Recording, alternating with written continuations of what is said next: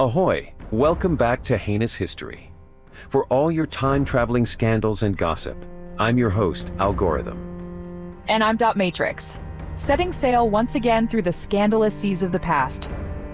If you love your history, a little rebellious, a little ridiculous, and wildly accurate, then we've got your treasure map.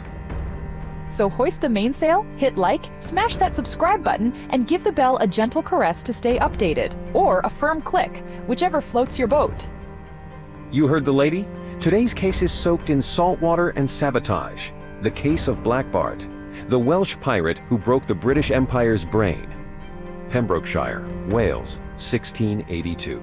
A baby is born. His name? Bartholomew Roberts. His destiny? Unclear. But by 1720, he'll be the most successful pirate in history. Over 400 ships captured. That's more than Blackbeard and Captain Kidd combined.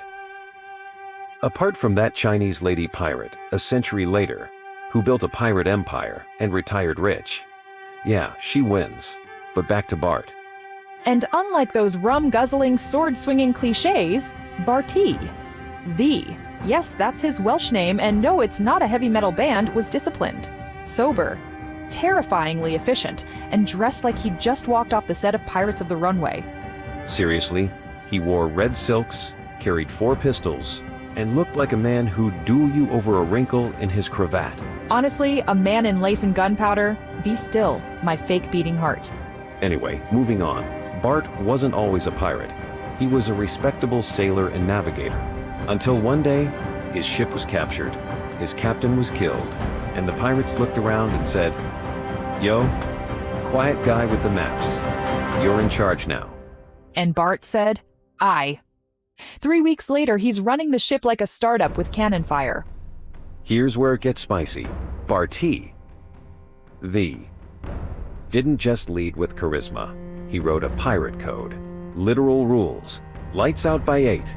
No gambling, no drinking on duty, no women aboard. And if you fought a crewmate, you had to duel at dawn with pistols. Like gentlemen. Think of it as corporate policy if your HR department also made you walk the plank. Now the juicy bit. Language. Bart and many of his core crew were fluent Welsh speakers. And that wasn't just charming. It was tactical. When they needed to keep plans secret, they switched to Welsh. The British Navy couldn't crack it. Imagine the Royal Navy intercepting a message and going, "Sir, it says, boo, ooh, un barot am Hananos." What does that even mean?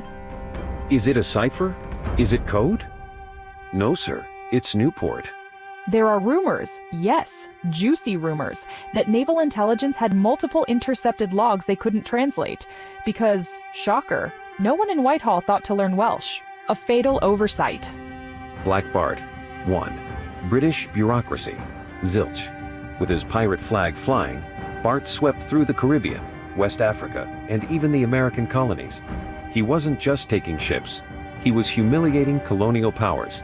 He once blockaded an entire port, ransomed it, and walked away with gold, supplies, and, reportedly, a musician for his crew.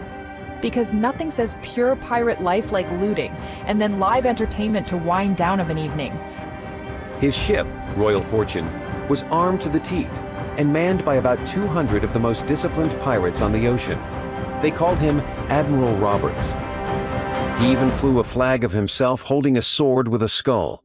He didn't invent the Jolly Roger, but he took it to a whole new level. Subtlety? Not his strong suit. Power moves? Oh, absolutely. But all empires fall. In 1722, off the coast of Gabon, the Royal Navy finally caught up with him. The battle was short and brutal.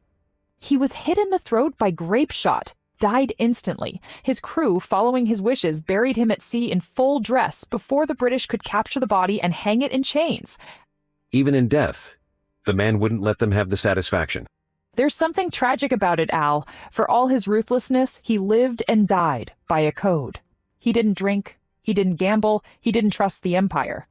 And he never let them hear a word they could understand. So here's the takeaway. Bartholomew Roberts was more than a pirate. He was a strategist, a linguist, a nightmare in lace cuffs. And maybe, just maybe, the greatest pirate who ever lived. Because he didn't just plunder the empire. He outsmarted it. In Welsh. If that's not pirate poetry, I don't know what is. If you enjoyed today's tale of piracy, plot twists, and linguistic loopholes, don't forget to like, subscribe, and ring that little bell like it's a signal for mutiny. We've got more scandals, secrets, and historical sabotage coming your way. Until next time, stay curious, stay skeptical, And and see see you you next next week. week.